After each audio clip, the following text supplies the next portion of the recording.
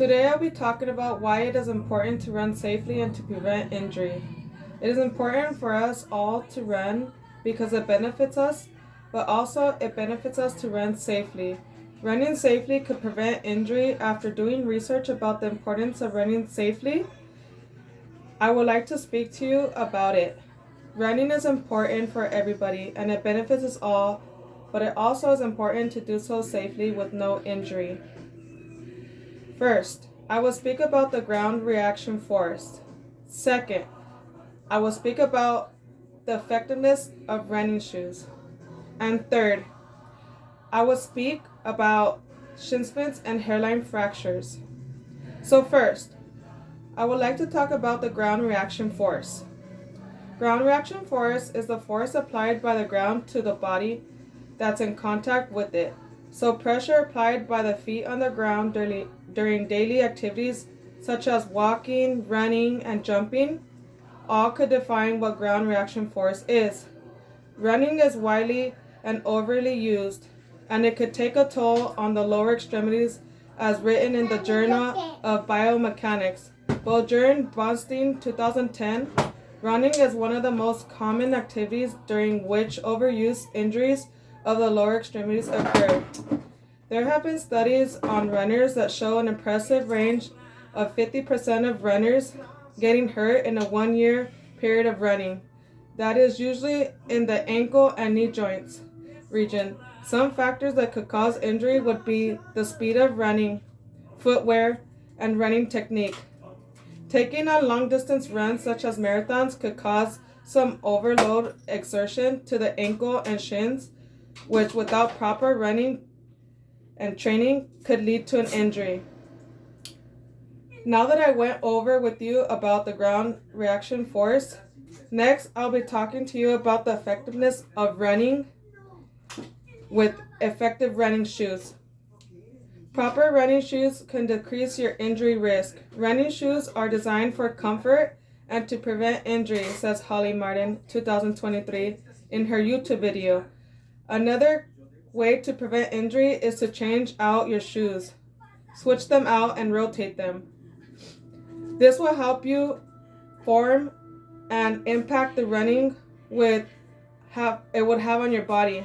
By rotating your shoes, this allows your heel to be closer to the ground. Your calf and your upper body could help your knees and ankles out much more, therefore preventing injury. There are hybrid shoes for trail and street running if you are a cross runner. While running on a trail, there are lots of components to think about like rocks, slippery dirt, grip, loose gravel, wet gravel, incline, decline. So all this would be great to take into consideration. Another thing to keep in mind is a light shoe. You do not want to feel like your legs are lifting up weights at the same time that you are running. That will slow you down and potentially cause injury.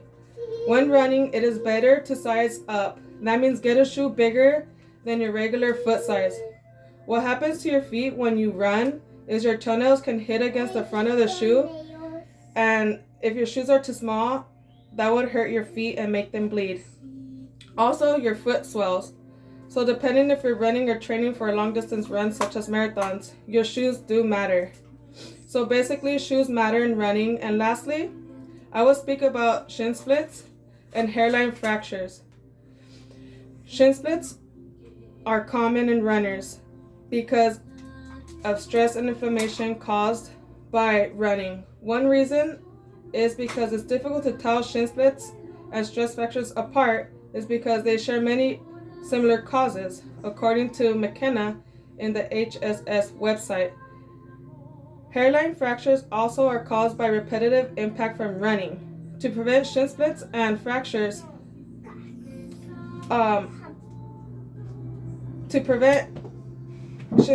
hairline fractures, or otherwise stress fractures. No, mama. To prevent shin splints and hairline fractures or otherwise stress fractures, it would be best to train your body and condition it to get to that stance. For instance, if you are training for a marathon, you may want to get a shoe shopping and have at least 2 pairs of shoes to run and rotate. Also, if you would be Also, it would be good to run a small amount of miles rather than to throw yourself at a full-on 26.2-mile marathon. For example, in week 1, the miles per day could be 3 miles. And then in week 2, the miles can be 4 miles per day. And then after that, with 1 day of rest, of course, you work your way up to 26.2 miles of the big day. Shin splints are treated in the United States 3 million times a year, and they are very common in runners. Stress fractures are less common and only affect about 3% of the United States population. That is why it is important to run safely. And now to conclude,